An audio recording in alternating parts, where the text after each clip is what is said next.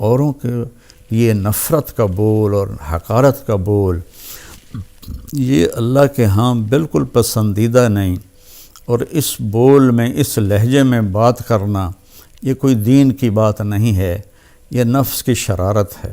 آپ اپنے اختلاف کو ظاہر کریں، میٹھا بول بولیں، اگلے کو عزت دیتے ہوئے اختلاف رائے کریں، نہ کہ نفرت و حقارت کے شعلے برساتی ہوئی زبان ہو اور اگلوں کا دل چیر کے رکھ دے۔ جو ہی رمضان آتا ہے تو تراویح پہ مناظرے شروع ہو جاتے ہیں۔ میں ایسے ہی یوٹیوب دیکھ رہا تھا تو وہ ایک سامنے آیا، 20 تراویح پڑھنے والوں کو چیلنج۔ او بھائی اللہ کے واسطے یہ چیلنج اپنے پاس رکھو۔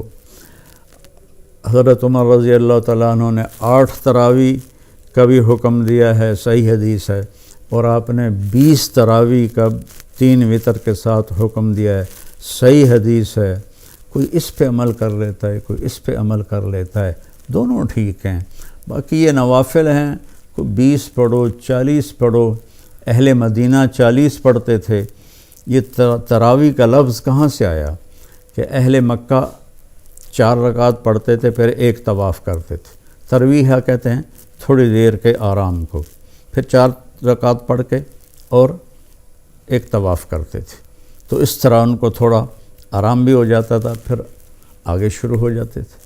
مدینے والوں کو پتہ چلا کہ مکے والے تو ہر 4 تراویح کے بعد طواف کرتے ہیں، تو ہم کیا کریں؟ انہوں نے 40 رکعت پڑھنی شروع کر دی۔ تو اس پہ لوگوں کو تشویش میں نہ ڈالیں، جو 20 پڑھ رہا ہے وہ بھی ٹھیک کر رہا ہے، جو 8 پڑھ رہا ہے وہ بھی ٹھیک کر رہا ہے، کوئی 40 پڑھ رہا ہے وہ بھی ٹھیک کر رہا ہے۔ یہ قیام اللیل ہے، اللہ تعالیٰ کے نبی نے 3 دن صرف کیا، اس کے بعد نہیں کیا، اور ہم تو سب پورا مہینہ کرتے ہیں۔ اس کو حضرت عمر رضی اللہ تعالیٰ عنہ نے جاری فرمایا، اور دونوں صحیح روایات ہیں، 8 کی بھی 3 رکعت 11، اور 20 کی بھی اور 3 رکعت وتر۔ تو بھائیو اکثر میں تو سنتا ہی نہیں ہوں، میرے سر میں درد رہتا ہے، لیکن کبھی کبھار کان میں پڑ جاتی ہے بات، تو اتنا شدید لہجہ ہوتا ہے اور اتنا حقارت آمیز لہجہ ہوتا ہے اور اتنا نفرت سے بھرا ہوا ہوتا ہے، خاص طور پر مذہبی معاملات میں اور اختلافی مسائل میں۔ اس قدر وہ آتش فشاں پہاڑ بن جاتے ہیں کہ ان کے منہ سے آگ نکلتی ہے۔ قرآن ماشاءاللہ پوری امت سنتی ہے، اور صدیوں سے امت جمع ہے 20 تراویح پر۔ حضرت عمر کے زمانے سے لے کر آج تک امت کا بہت بڑا طبقہ 20 تراویح پڑھ رہا ہے۔ جن دوستوں کو کوئی عذر نہ ہو اور کوئی تھکاوٹ بیماری نہ ہو تو وہ 20 پڑھیں۔ بہت سے لوگ 8 پڑھ کے باہر نکل جاتے ہیں تو وہ اپنا نقصان کرتے ہیں۔ میں یہ نہیں کہہ رہا کہ انہیں گناہ ہوگا، میں یہ کہہ رہا ہوں کہ انہیں نقصان بہت بڑا ہوگا کہ انہوں نے 24 سجدے انہوں نے ضائع کر دیے، جو بعد میں انہوں نے 12 رکعت میں پڑھنے تھے، اور وتر کے سجدے بھی باجماعت ضائع کر دیے۔ تو نوجوانوں سے، صحت مند لوگوں سے میری گزارش ہے کہ امت کا عمل 20 پہ رہا ہے، 20 پڑھنے کی ہمت فرمائیں۔ ہر سجدے پر ایک حدیث میں آتا ہے 1500 نیکی لکھی جاتی ہے۔ تو 20 کے 40 سجدے اور 15 چوکی 60,000 نیکیاں ہر بندہ گھر لے جا سکتا ہے۔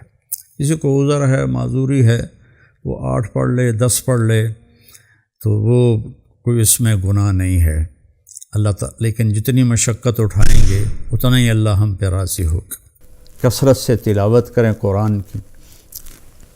بخاری شریف کی روایت ہے، کانا رسول اللہ صلی اللہ علیہ وسلم اجود الناس، اللہ کے نبی سب سے زیادہ سخی تھے۔ وَأَجْوَدُ مَا يَكُونُ فِي رَمَضَانَ حِينَ يَلْقَاهُ جِبْرِيلُ يَأْتِيهِ كُلَّ لَيْلَةٍ فَيُدَارِسُهُ الْقُرْآنَ، اور رمضان میں آپ بہت زیادہ سخی ہو جاتے تھے جب جبریل آتے تھے۔ روزانہ رات کو آپ جبریل کے ساتھ قرآن کا دور فرماتے تھے۔ تو یہ واحد نبی ہیں جن کے پاس اتنی کثرت سے جبریل تشریف لائے، ہر رات تشریف لاتے تھے۔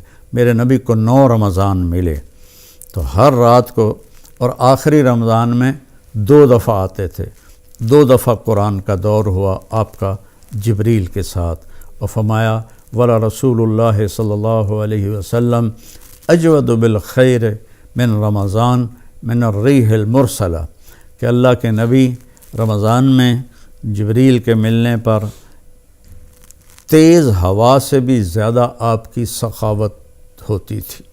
تو میں مالداروں سے کہتا ہوں سخی بنیں، صرف زکوٰۃ دے کے مطمئن نہ ہوں، زکوٰۃ سے اوپر بھی خرچ کریں، اللہ آپ کا رزق بڑھائے گا۔ اللہ مجھے آپ کو توفیق نصیب فرمائے۔ السلام علیکم ورحمۃ اللہ وبرکاتہ۔